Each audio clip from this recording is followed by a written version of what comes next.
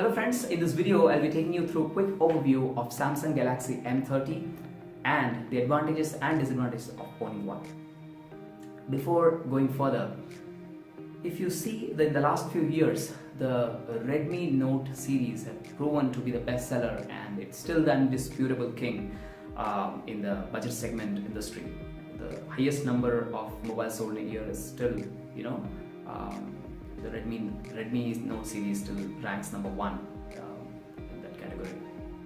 Many different mobile manufacturers have tried to fit into the competition, like Asus, Realme, Honor, and I don't think Oppo and Vivo fits into this sub 15 category. They are more into like 17, 20, 25 range. And Samsung now has introduced three phones, M10, M20 and M30 in the past various months, and it's really trying to give a challenge to its rivals. So let's see how it holds up. About the physical overview of the device, it boasts a massive 6.4-inch screen on the front, a 16-megapixel shooter, the secondary noise cancellation mic at the top, the volume rockers and the power button on the sides. On the other side there is a dual SIM cards tray as well as the dedicated SD card slot. At the bottom there is a 3.5mm jack and the USB Type-C charging port, the primary noise cancellation mic and a mono speaker grill. By the way, it also supports Dolby Atmos and it's a really enriching experience listening to audios through headphones using this phone.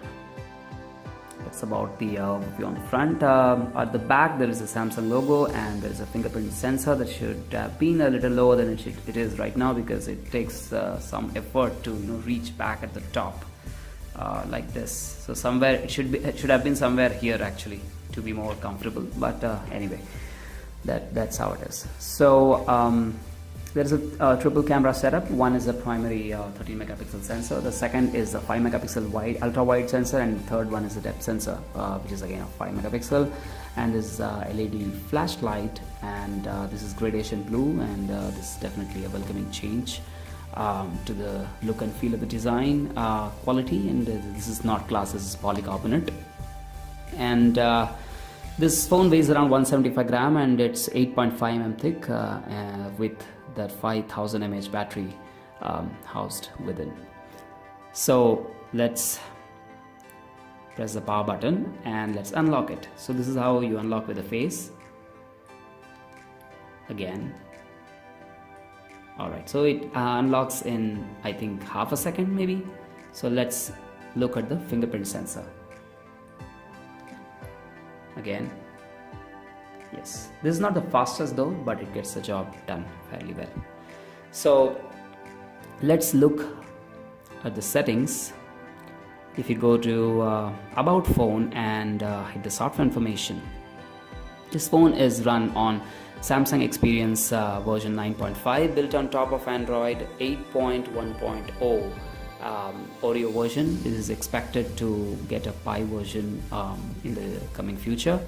So that's about it, and we'll see the storage as well when we go to device maintenance. And as you can see, the storage is 49 GB free out of 64 GB. You get this 49 GB available, and it also is powered with a Exynos 7904 CPU. This is the same as the M20, and it's coupled with a 4 GB LP DDR2X RAM. That is, LP stands for low power, and it helps in power efficiency and a better battery performance of the device. So that's about the software specification. Let's look into the camera. So this one is the simple rear camera shot taken in auto mode, and this one is the 123-degree wide angle camera. And so this one is the live focus from the front camera, and it's doing the job fairly well in identifying the object and making it stand out from the surrounding, the background. And we can also adjust the background blur in both the cases of front and rear cameras.